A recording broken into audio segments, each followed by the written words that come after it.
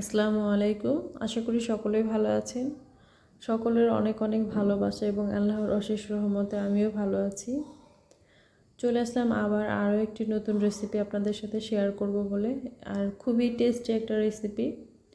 আর যাদের মুখের রুচি নেই তারা খেলে আরও ভালো লাগবে। তো চলুন দেখি কি করেছি। এখানে আমি 3টা টমেটো নিয়েছি। এগুলো ধুয়ে নিয়েছি পরিষ্কার করে। তারপরে এখন ছোট ছোট কিউব করে কেটে নেব। তো সেগুলো এখন একটা সেচনের মধ্যে এরকম দিয়ে তারপরে ছেঁচে নেব। কেউ চাইলে কিন্তু এটা ব্লেন্ডার করে নিতে পারেন। তবে আমি যেহেতু মিহি করে ফেলবো না, একদম মিহি ভাব যে সেটা করব না। তো আমি একটু দানা দানা ভাব রেখেই রান্নাটা করবো। এর জন্য আমি আর ব্লেন্ডারে দেইনি, এভাবে একটু হালকা ছেঁচে নিয়েছি। তো আপনারা চাইলে ব্লেন্ডারও কিন্তু করে নিতে পারেন। আর এই পর্যায়ে এসে যারা ভিডিওটি দেখতেছেন ভুলে গিয়েছেন হয়তো লাইক দিতে, প্লিজ একটা লাইক দিয়ে তারপরে ভিডিওটি দেখুন।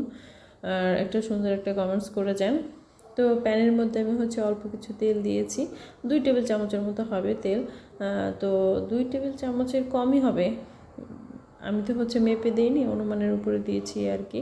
তো এর জন্য বললাম যে 2 টেবিল চামচের কমে হবে। তো তার মধ্যে অল্প রসুন কুচি দিয়েছি। বড় যে রসুন কোয়াগুলো সেগুলোর এক বড় সাইজের একটা কোয়া কুচি কুচি করে কেটে দিয়েছি। তো এখন তার মধ্যে যে ছেঁচে রাখা কাঁচা টমেটোগুলো দিয়ে দিচ্ছি। তার মধ্যে দিয়ে দিচ্ছি হলুদ গুঁড়ো, মরিচ গুঁড়ো। এখানে কিন্তু হাফ চা চামচ থেকেও কম করে দেওয়া হয়েছে, যেহেতু অল্প। তো সেই পরিমাণ অনুযায়ী আপনারা একটু কষ্ট করে দিয়ে নেবেন যে কী পরিমাণে দিলে আপনারা, আর যে যেরকম জাল খেতে পছন্দ করে সেই পরিমাণে দিবেন। তো লবণ দিয়ে দিয়েছি একটু পরিমাণ মতো, আর একটু দিয়ে দিলাম আদা বাটা।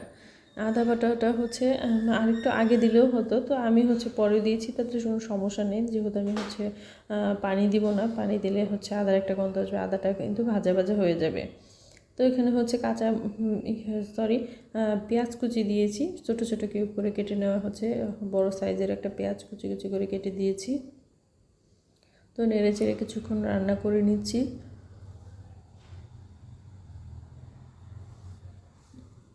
এখন এর মধ্যে দিয়ে দিব আমি টমেটো সস দিয়েছি 1 টেবিল চামচের মতো, আর দিয়েছি চিলি ফ্লেক্স। আর এগুলো কিন্তু আমি চিলি ফ্লেক্সগুলো এগুলো কিন্তু বাসায় তৈরি করে নিয়েছি, এর জন্য এত মিহি হয়নি হয়তো। তো দিয়ে দিচ্ছি অল্প একটু চিনি।